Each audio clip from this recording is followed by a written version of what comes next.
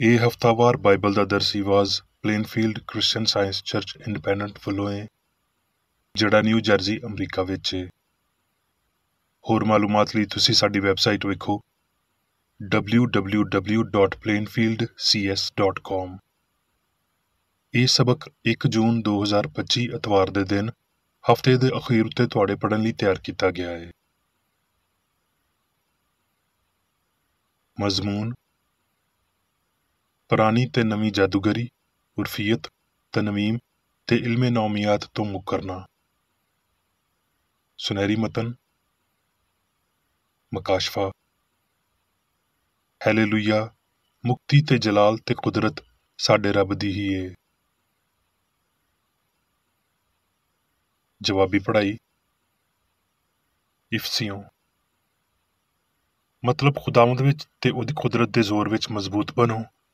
ਰੱਬ ਦੇ ਸਾਰੇ ਹਥਿਆਰ ਬੰਨ੍ਹ ਲਵੋ ਤਾਂ ਜੋ ਤੁਸੀਂ ਅਬਲੀਸ ਦੇ ਮਨਸੂਬਿਆਂ ਦੇ ਮੁਕਾਬਲੇ ਵਿੱਚ ਕਾਇਮ ਰਹਿ ਸਕੋ। ਕਿਉਂ ਜੇ ਅਸੀਂ ਲਹੂ ਤੇ ਗੋਸ਼ਤ ਨਾਲ ਲੜਾਈ ਨਹੀਂ ਕਰਨੀ ਏ, ਬਲਕਿ ਹਕੂਮਤ ਵਾਲਿਆਂ ਤੇ ਇਖਤਿਆਰ ਵਾਲਿਆਂ ਤੇ ਇਸ ਜੱਗ ਦੇ ਹਨੇਰੇ ਦੇ ਹਾਕਮਾਂ ਤੇ ਸ਼ਰਾਰਤ ਦੀਆਂ ਉਹਨਾਂ ਰੂਹਾਨੀ ਫੌਜਾਂ ਨਾਲ ਜਿਹੜੀਆਂ ਅਸਮਾਨੀ ਥਾਵਾਂ ਵਿੱਚ ਨੇ। ਇਸ ਲਈ ਤੁਸੀਂ ਰੱਬ ਦੇ ਹਥਿਆਰ ਬੰਨ੍ਹ ਲਵੋ ਤਾਂ ਜੋ ਭੈੜੇ ਦਿਨ ਵਿੱਚ ਮੁਕਾਬਲਾ ਕਰ ਸਕੋ ਤੇ ਸਾਰੇ ਕੰਮਾਂ ਨੂੰ ਪੂਰਾ ਕਰਕੇ ਕਾਇਮ ਰਹਿ ਸਕੋ।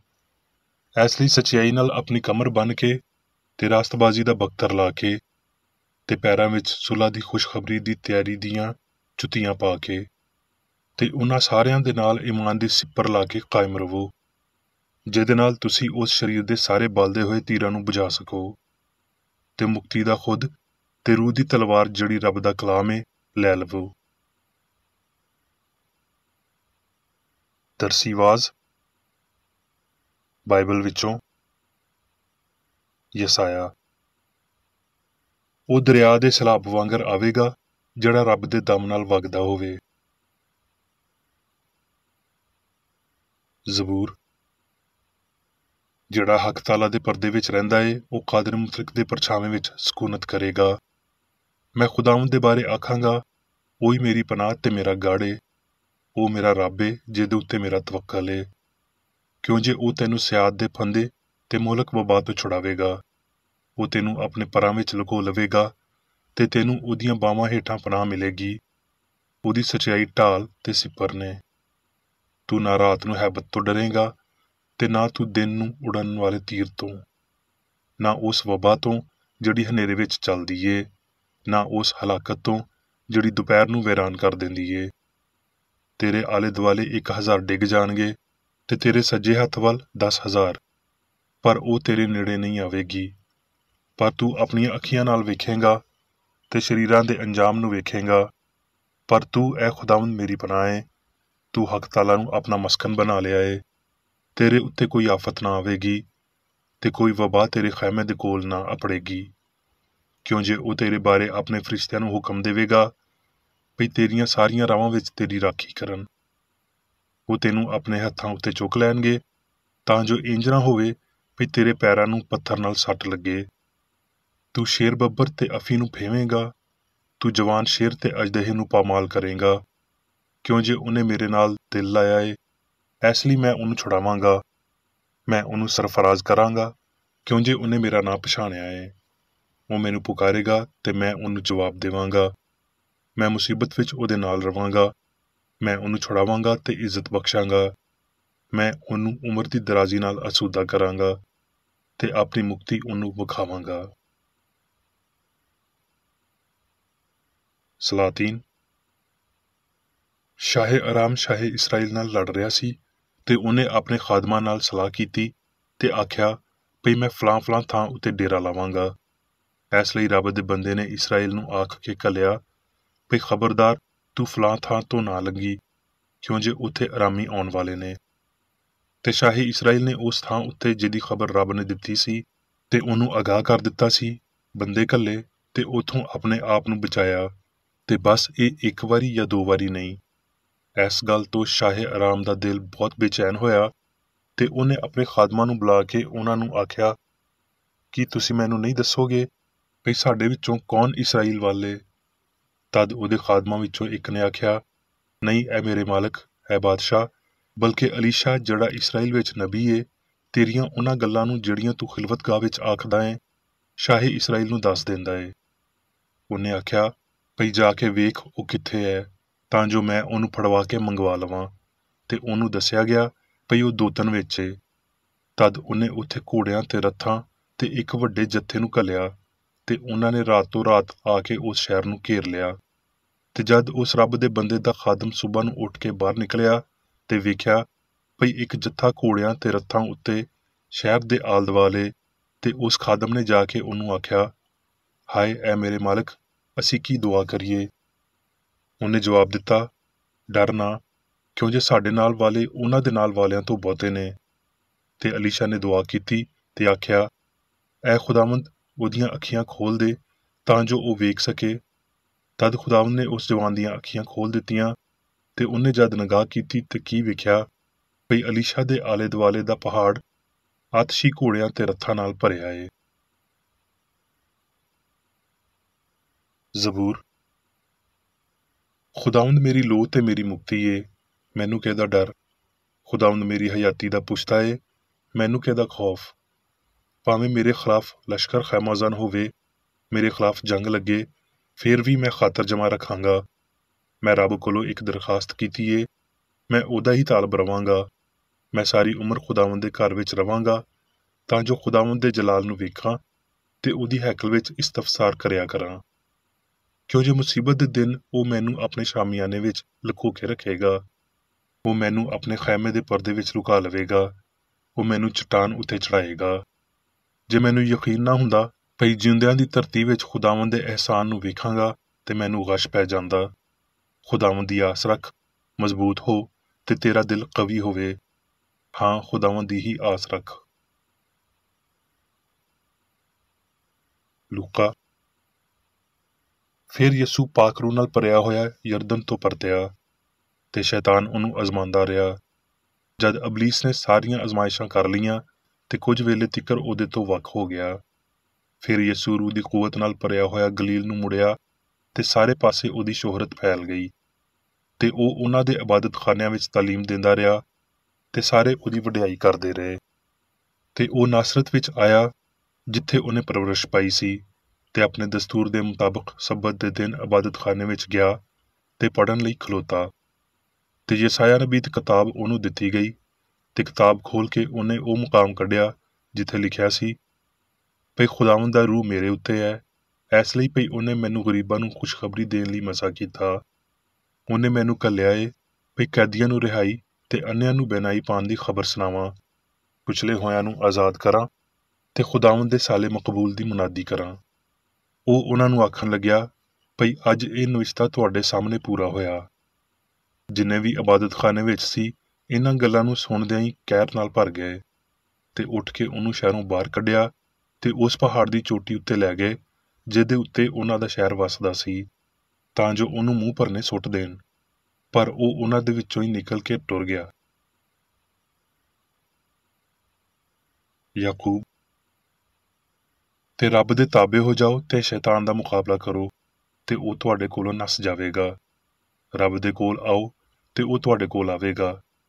ਐ ਪਾਪੀਓ, ਆਪਣੇ ਹੱਥਾਂ ਨੂੰ ਸਾਫ਼ ਕਰੋ, ਤੇ ਐ ਦੋ ਦਿਲੋ, ਆਪਣੇ ਦਿਲਾਂ ਨੂੰ ਪਾਕ ਕਰੋ।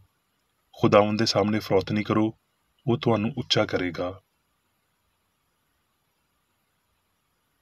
ਹੁਣ ਮੈਂ ਮੇਰੀ ਬੇਕਰ ਏਡੀ ਦੀ ਲਿਖੀ ਹੋਈ ਕ੍ਰਿਸਚਨ ਸਾਇੰਸ ਦੀ ਦਰਸੀ ਕਿਤਾਬ ਸਾਇੰਸ ਤੇ ਸਿਹਤ ਆਇਤਾਂ ਦੀ ਕੁੰਜੀ ਦੇ ਨਾਲ ਵਿੱਚੋਂ ਲਈਆਂ ਹੋਈਆਂ ਲਿਖਾਈਆਂ ਪੜ੍ਹਾਂਗਾ। ਸਾਇੰਸ ਤੇ ਸਿਹਤ। ਰੱਬ ਤੋਂ ਵੱਖ ਕੋਈ ਤਾਕਤ ਨਹੀਂ ਏ। ਕਾਦਰ ਮੁਤਲਕ ਵਿੱਚ ਸਾਰੀ ਤਾਕਤ ਏ, ਤੇ ਕਿਸੇ ਹੋਰ ਤਾਕਤ ਨੂੰ ਮੰਨਣਾ ਰੱਬ ਦੀ ਬੇਇੱਜ਼ਤੀ ਕਰਨ ਦੇ ਬਰਾਬਰ ਏ। ਬੁਰਾਈ ਦੀ ਕੋਈ ਤਾਕਤ ਨਹੀਂ ਏ, ਕੋਈ ਜ਼ਹਾਨਤ ਨਹੀਂ, ਕਿਉਂ ਜੇ ਰੱਬ ਚੰਗਾ ਏ ਤੇ ਐਸੀ ਚੰਗਿਆਈ ਲਾਮਹਿਦੂਦ ਏ, ਸਭ ਕੁਝ ਏ। ਕ੍ਰਿਸਚਨ ਸਾਇੰਸ ਦੇ ਇਜ਼ਹਾਰ ਵਿੱਚ ਰੁਕਾਵਟ ਬਣਨ ਲਈ ਸ਼ੱਕ ਜਾਂ ਖਦਸ਼ਾ ਦਾਖਲ ਕਰਨ ਵਾਲੀ ਕਿਸੇ ਦੂਜੀ ਤਾਕਤ ਦੇ ਵਜੂਦ ਦੇ ਬਾਰੇ ਕੋਈ ਮਫਰੂਜ਼ੇ ਨਹੀਂ ਹੋਣੇ ਚਾਹੀਦੇ। ਜਦ ਤੁਸੀਂ ਇਲਾਹੀ ਦੇ ਨਾਲ ਇਨਸਾਨ ਦਾ ਵਜ਼ਨ ਕਰਦੇ ਹੋ, ਜਾਂ ਕਿਸੇ ਵੀ ਫਿਕਰੀ ਤਰੀਕੇ ਵਿੱਚ ਰੱਬ ਦੀ ਹਮਾਗੀਰੀਅਤ ਤੇ ਕੁਦਰਤ ਕਾਮਲਾ ਨੂੰ ਮਹਿਦੂਦ ਕਰਦੇ ਹੋ, ਤੇ ਤੁਸੀਂ ਸ਼ਫਾ ਦੇਣ ਦੇ ਇਲਾਹੀ ਕਾਨੂੰਨ ਨੂੰ ਮਸ਼ਕੂਕ ਤੇ ਖੋਖਲਾ ਬਣਾਉਂਦੇ ਹੋ। ਤਰਮੀਮ ਇਨਸਾਨੀ ਮਾਦੀ ਭਰਮ ਹੈ। ਹੈਵਾਨੀ ਮਕਨਾਤੀਸੀਅਤ ਆਪਣੀਆਂ ਸਾਰੀਆਂ ਸ਼ਕਲਾਂ ਵਿੱਚ ਗਲਤੀ ਦਾ ਰਜ਼ਾਕਾਰਾਨਾ ਜਾਂ ਗੈਰ ਰਜ਼ਾਕਾਰਾਨਾ ਅਮਲ ਹੈ। ਇਹ ਇਲਾਹੀ ਸਾਇੰਸ ਦਾ ਇਨਸਾਨੀ ਮੁਤਕਾਬਲ ਹੈ। ਸਾਰੇ ਝੂਠੇ ਨਜ਼ਰੀਆਂ ਤੇ ਮਸ਼ਕਾਂ ਵਿੱਚ ਸ਼ਾਮਲ ਮਫਰੂਜ਼ਿਆਂ ਨੂੰ ਮੁਕਾਉਂਦਿਆਂ ਹੋਏ ਸਾਇੰਸ ਨੂੰ ਮਾਦੀ ਫਹਿਮ ਉੱਤੇ ਤੇ ਸੱਚਾਈ ਨੂੰ ਗਲਤੀ ਉੱਤੇ ਫਤਹਮੰਦ ਹੋਣਾ ਚਾਹੀਦਾ ਹੈ। ਜਿਵੇਂ ਭਈ ਕ੍ਰਿਸਚਨ ਸਾਇੰਸ ਵਿੱਚ ਨਾਂ ਦਿੱਤਾ ਗਿਆ ਹੈ, ਜਾਨਵਰਾਂ ਦੀ ਮਕਨਾਤੀਸੀਅਤ ਜਾਂ ਨੌਮੀਅਤ ਦਾ ਇਲਮ ਗਲਤੀ ਜਾਂ ਫਾਨੀ ਸਿਆਣ ਲਈ ਖਾਸ ਲਫ਼ਜ਼ ਨੇ। ਇਹ ਇੱਕ ਝੂਠਾ ਅਕੀਦਾ ਹੈ ਭਈ ਸਿਆਣ ਮਾਦੇ ਵਿੱਚ ਹੈ ਤੇ ਇਹ ਭਈ ਇਹ ਚੰਗਿਆਈ ਤੇ ਬੁਰਿਆਈ ਦੋਵੇਂ ਨੇ। ਭਈ ਬੁਰਿਆਈ ਚੰਗਿਆਈ ਜਿੰਨੀ ਅਸਲੀ ਤੇ ਬਹੁਤੀ ਤਾਕਤ ਵਾਲੀ ਹੈ। ਇਸ ਅਕੀਦੇ ਵਿੱਚ ਸੱਚਾਈ ਦੀ ਇੱਕ ਵੀ ਖਾਸੀਅਤ ਨਹੀਂ ਹੈ। ਇਹ ਜਾਂ ਤੇ ਲਾ ਇਲਮ ਹੈ ਜਾਂ ਸੜਦੀ ਹੈ। ਨੌਮੀਅਤ ਦੀ ਸੜਨ ਵਾਲੀ ਸ਼ਕਲ ਇਖਲਾਕੀ ਬੁਰਿਆਈ ਉੱਤੇ ਨਿਉ ਰੱਖਦੀ ਏ। ਲਾਫਾਨੀ ਸਿਆਣ ਦੀਆਂ ਸੱਚਾਈਆਂ ਇਨਸਾਨ ਨੂੰ ਕਾਇਮ ਰੱਖਦੀਆਂ ਨੇ ਤੇ ਇਹ ਫਾਨੀ ਸਿਆਣ ਦੀਆਂ ਦਾਸਤਾਨਾਂ ਸਤਿਆਨਾਸ਼ ਕਰਦੀਆਂ ਨੇ, ਜਿਹਦੇ ਚਮਕੀਲੇ ਭੜਕੀਲੇ ਦਾਅਵੇ ਇੱਕ ਬੇਵਕੂਫ ਧਮੱਕੜ ਵਾਂਗਰ ਆਪਣੇ ਪਰ ਆਪ ਹੀ ਸਾੜ ਕੇ ਤੇ ਸਵਾਹ ਬਣ ਜਾਂਦੇ ਨੇ। ਜਾਨਵਰਾਂ ਦੀ ਮਕਨਾਤੀਸੀਅਤ ਦੀ ਕੋਈ ਨਿਉ ਨਹੀਂ ਏ, ਕਿਉਂ ਜੇ ਜੋ ਕੁਝ ਅਸਲੀ, ਹਮਾਹੰਗ ਤੇ ਅਬਦੀ ਏ ਉਹ ਸਭ ਦੇ ਉੱਤੇ ਰੱਬ ਹੁਕੂਮਤ ਕਰਦਾ ਏ ਤੇ ਉਹਦੀ ਤਾਕਤ ਜਾਨਵਰਾਂ ਵਾਲੀ ਏ ਨਾ ਇਨਸਾਨਾਂ ਵਾਲੀ।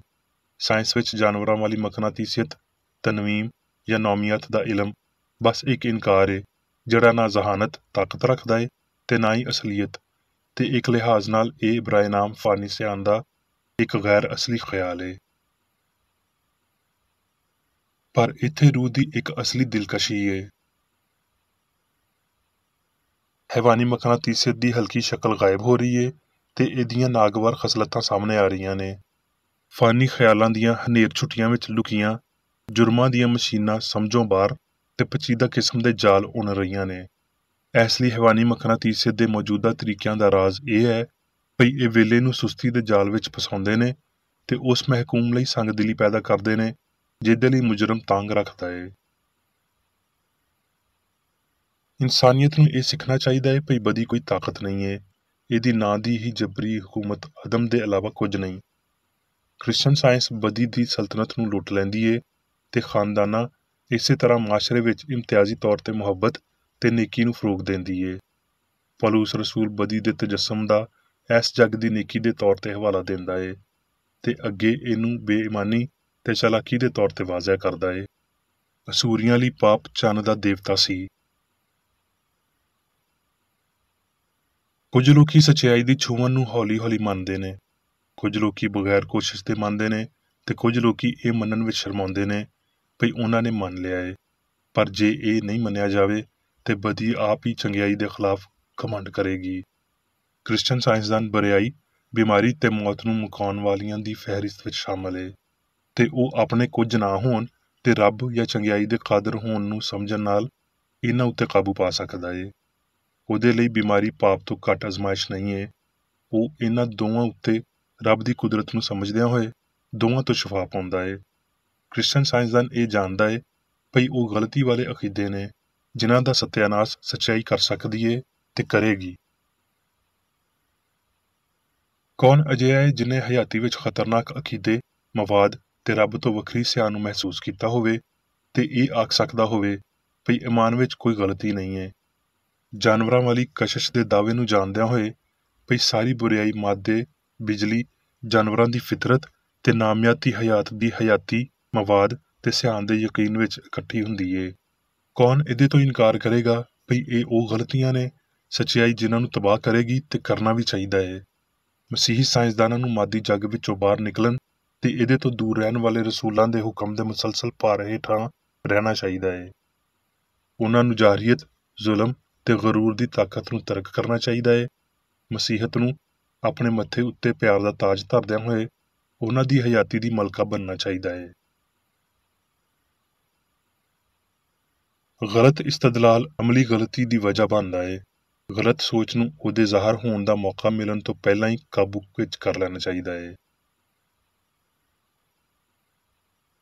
ਜਦੋਂ ਤੀਕਰ ਫਤਹਯਾਬੀ ਨਾਕਾਬਲੇ ਤਸਖੀਰ ਸੱਚਾਈ ਦੇ ਨਾਲ ਮੌਜੂਦ ਨਹੀਂ ਹੁੰਦੀ, ਤਾਲਬੇ ਇਲਮਾਂ ਦੇ ਜ਼ਿਹਨਾਂ ਵਿੱਚ ਗਲਤ ਤੇ ਸਹੀ, ਸੱਚਾਈ ਤੇ ਗਲਤੀ ਗੁੱਥਮ ਗੁੱਥਾ ਰਹਿਣਗੇ। ईमानदारी रूहानी ताकत है, बेईमानी इंसान की कमजोरी है जिहड़ी इलाही मदद नूं ज़ाया कर दिंदी है। तुसीं पाप नूं सामने लिआउंदे हो ਜ਼ਖਮੀ ਕਰਨ ਲਈ ਨਹੀਂ, ਬਲਕਿ ਜਿਸਮਾਨੀ ਇਨਸਾਨ ਨੂੰ ਬਰਕਤ ਦੇਣ ਲਈ, ਤੇ ਇੱਕ ਠੀਕ ਮਕਸਦ ਆਪਣਾ ਅਜਰ ਪਾ ਲੈਂਦਾ ਹੈ।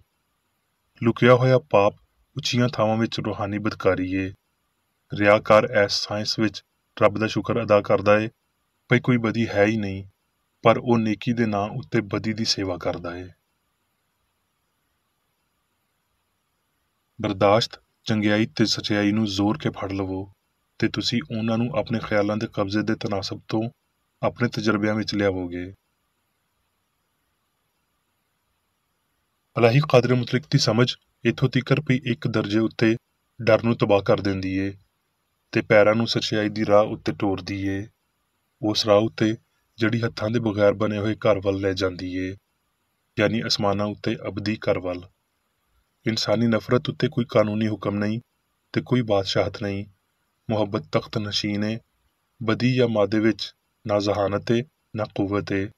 ਇਹ ਕ੍ਰਿਸਚਨ ਸਾਇੰਸ ਦਾ ਮੁਤਲਕ ਅਕੀਦਾ ਏ ਤੇ ਇਹ ਇੱਕ ਵੱਡੀ ਸੱਚਾਈ ਏ ਜਿਹੜੀ ਗਲਤੀ ਦੇ ਸਾਰੇ ਬਹਿਰੂਪਾਂ ਨੂੰ ਬੇਨਕਾਬ ਕਰਦੀ ਏ। ਸ਼ਫਾ ਤੇ ਤਾਲੀਮ ਦੋਵਾਂ ਵਿੱਚ ਰੱਬ ਤੇ ਇਨਸਾਨ ਨਾਲ ਪਿਆਰ ਸੱਚਾ ਪਿਆਰ ਏ। ਪਿਆਰ ਰਾਹ ਨੂੰ ਮੁਤਾਸਰ ਕਰਦਾ, ਰੋਸ਼ਨ ਕਰਦਾ, ਚੁਣਦਾ ਤੇ ਰਹਿਨੁਮਾਈ ਕਰਦਾ ਏ। ਦਰੁਸਤ ਮਕਸਦ ਖਿਆਲਾਂ ਨੂੰ ਸ਼ਹਿ ਦਿੰਦੇ ਤੇ ਕਲਾਮ ਤੇ ਅਮਲਾਂ ਨੂੰ ਤਾਕਤ ਤੇ ਆਜ਼ਾਦੀ ਦਿੰਦੇ ਨੇ। ਪਿਆਰ ਸਚਾਈ ਦੀ ਅਲਤਾਰ ਉੱਤੇ ਵੱਡਾ ਨਿਗਹਿਬਾਨ ਏ। ਫਾਨੀ ਸਿਆਣ ਦੇ ਪਾਣੀਆਂ ਉੱਤੇ ਟੁਰਨ ਤੇ ਕਾਮਲ ਨਜ਼ਰੀਆ ਬਣਾਉਣ ਲਈ ਸਬਰ ਦੇ ਨਾਲ ਇਲਾਹੀ ਪਿਆਰ ਦੀ ਉਡੀਕ ਕਰੀਏ। ਸਬਰ ਨੂੰ ਆਪਣਾ ਪੂਰਾ ਕੰਮ ਕਰਨਾ ਚਾਹੀਦਾ ਏ।